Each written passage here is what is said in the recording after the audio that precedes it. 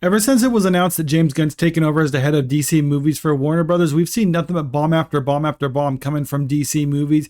I mean, first we got Shazam, then we have Black Adam, then The Flash became one of the biggest box office bombs of all time in movie history, and now we got Blue Beetle coming out, and that's not looking too good for it as well. And ever since then, we've just been hearing nothing but excuses from the director, because these whole shared universes are built on the fact that they're shared universes, and with the DCEU being kind of retcon to start with the new Superman movie directed by James Gunn, now people are wondering, well, what's the point of actually seeing these movies? And for the most part, that's what people were figuring was the problem for the DC movies that have been bombing in the past.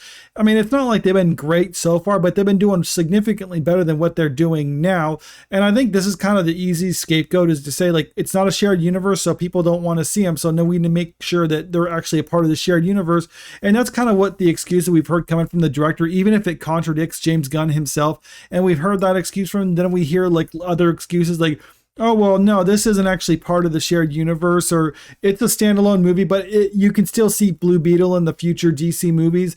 But a lot of that is predicated on if the movie is successful. If it's not, then of course they're going to get rid of him. But I mean, if this ends up grossing $1 billion worldwide, then DC would be like, yeah, it would be crazy not to include it in there. So the question is, what are they actually going to do with this? And the thing is, we don't know. It's all predicated on how the box office is. But now we're getting these other excuses coming from the director, that he's saying that this is initially part of a trilogy plan, or at least a trilogy that he had in mind when he created the character, which is almost like trying to get a way to get people to go see the movie now by saying like, hey, there's going to be more of this. We have plans for more of this, so you better make sure you come and go see it, because otherwise you might be missing out. And I think this is kind of a sad excuse, but at the same time, I can respect someone trying to defend their movie, even if they do try to attack fans who are criticizing their movie. I mean, it's not the best thing in the world to do, but I mean, at the same time, like, this is a desperate move, so I understand it, but I don't think this is actually going to help it too much. I mean,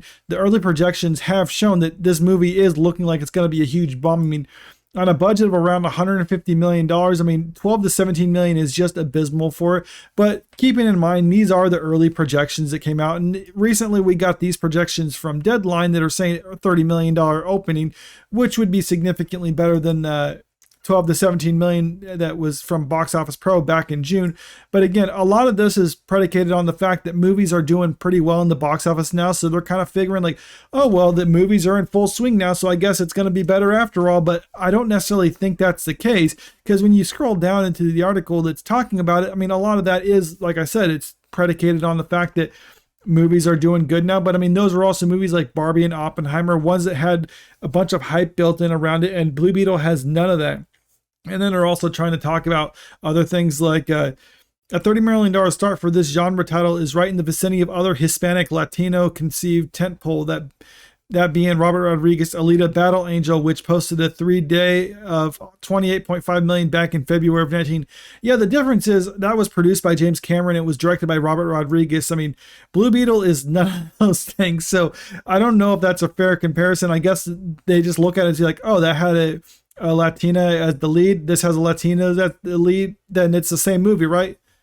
No, it's not the same movie. It's not even close. I mean, the fact that Deadline just seems to see skin color and that's it, I mean, it just kind of goes to show the problem with this. But in all honesty, I mean, even if it does do this much, I mean, that still has a long way to go. I mean, maybe the movie is going to be good and people come back and it'll have positive word of mouth that'll carry it long distance, but I'm honestly not seeing it, because frankly, yeah, there's just no hype for it right now. I mean, everyone is kind of tired with the old DC movies now. I mean, people just figure like, okay, if we're going to get it started, let's just get it started already. Just forget everything else. And I think that even includes Aquaman, which is a movie that did previously pretty well. And now this one, probably not so much. But let me know what you think about all this in the comment section. And if you like this video, make sure you click the like button, share the video, and subscribe to the channel if you want to stay up to date with the latest news. Thank you.